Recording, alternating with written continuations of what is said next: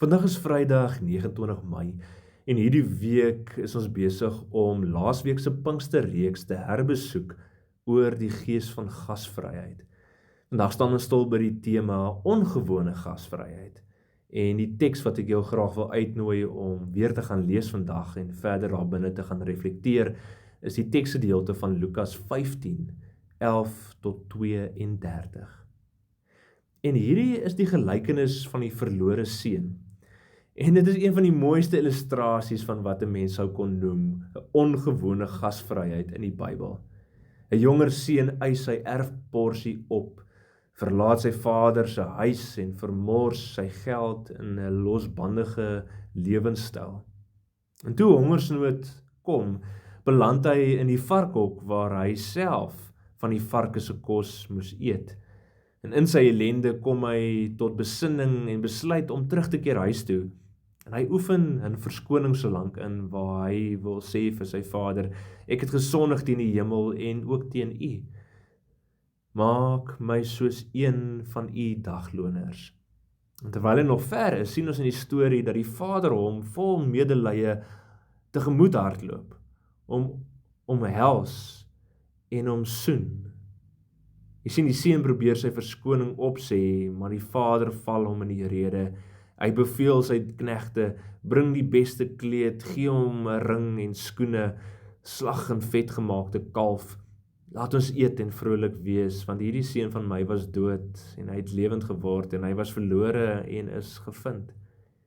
Sjoe, hierdie teks is so 'n mooi teksgedeelte oor hierdie radikale soort gasvryheid, 'n ongewone soort gasvryheid.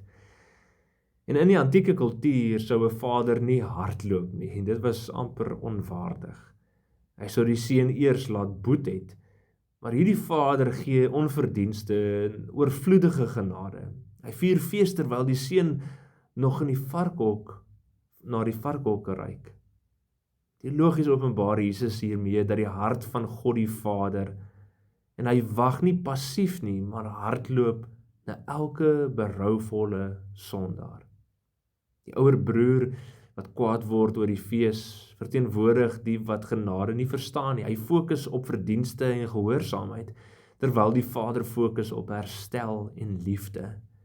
Jy sien, ongewone gasvryheid vereis vergifnis, risiko en feesviering. Dit beteken om mense te verwelkom wat ons seer gemaak het, wat geval het of wie se lewe chaoties is. Dit vra dat ons as ouer broer houding van veroordeling laat vaar. En in die praktyk lyk dit soos die herstel van gebroke families, die verwelkoming van iemand met 'n donker verlede in die kerk, of die aanvaarding van 'n afgedwaalde kind.